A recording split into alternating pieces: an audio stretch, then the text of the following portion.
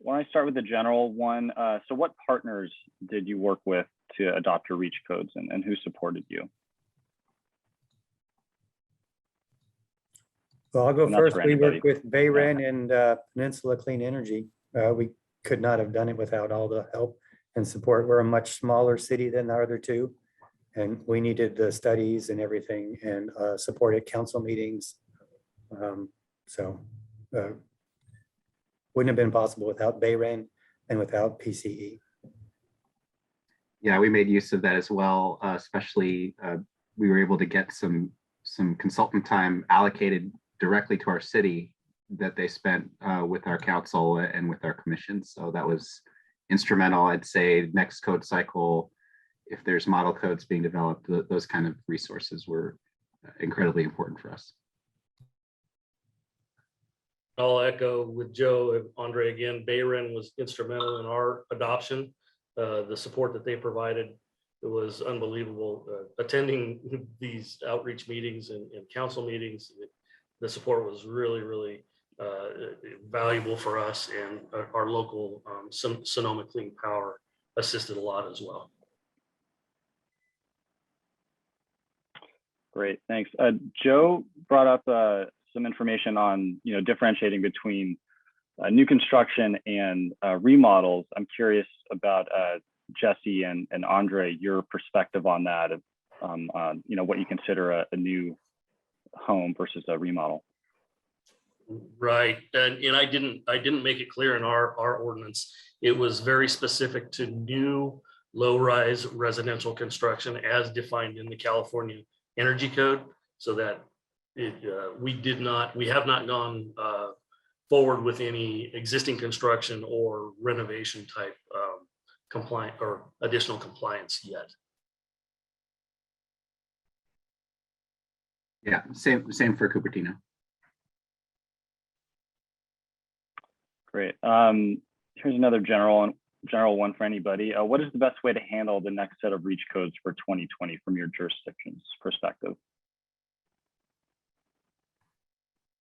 I'll start. Most of us are at the will of our council's direction. That's kind of how it starts for adopting ordinances. So if they choose, like locally, if our climate action subcommittee and council believe that we need to advance farther than the current all electric only, we would do so. We haven't begun discussions yet on that, but as we all know, we're prime season to start having those discussions. So I'm anxiously awaiting their direction.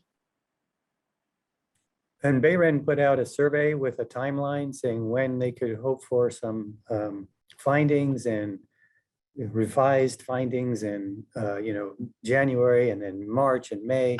All of that sounds great. I'm all in favor of no exceptions, because if you put in an exception, almost everyone will take it. But I'm counting on BayREN to get that whole process going. That looked really great to me.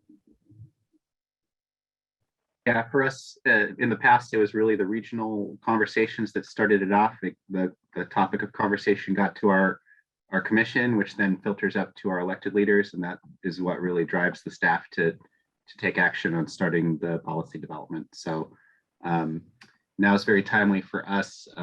It'll be helpful if the regional agencies, BayREN, ABAG, the state, could really start planting seeds to get us going, considering especially what's going to happen with the base building code.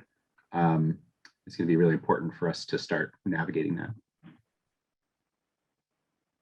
Great. And here's one that may be a little strange, because all jurisdictions here have REACH codes, but just putting on your hats as building officials and that sort of thing. If adopting REACH codes is not feasible for jurisdictions in the short term, what other actions would you propose? Well, so in the 2013, 2016, they kept bringing down the energy. It's 15% better, it's 20% better. You need to get full compliance. Everybody's got the project status report for the energy on the HERS registry. I found that some people aren't even aware that that registry exists. So if you're not going to do a reach codes, you should try to get full, complete compliance on all of the existing codes. And I don't think we're really there yet. So anyway, we could move that along or enforce those more thoroughly. I believe there are some other elements that many organizations also are pursuing locally. There are lots of programs for voluntary retrofitting from what appliances to windows to insulation to roofing types. So support of those types of programs in lieu of an actual ordinance is showing a benefit to energy savings in communities. So in lieu of a reach code, supporting those type of programs is where my department would probably focus on. Yeah, I agree with both Joe. Compliance is just sketchy all over the board, and so improving compliance with things like, going digital in the plan check room is something that we did years ago. That was actually really huge for improving the customer experience and compliance.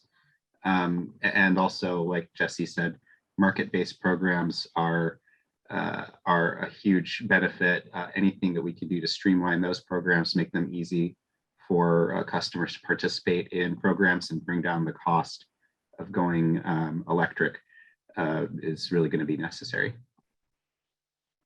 Great. And that's actually a good segue into our next presentation. So I want to thank all of you for presenting today. I do have one final ask, because we did get a lot of great questions in the Q&A that we couldn't get to. So maybe, in the following presentations or during the break, if y'all could look into the chat box and maybe type in some answers for questions, especially if they pertain to your jurisdiction, that'd be great.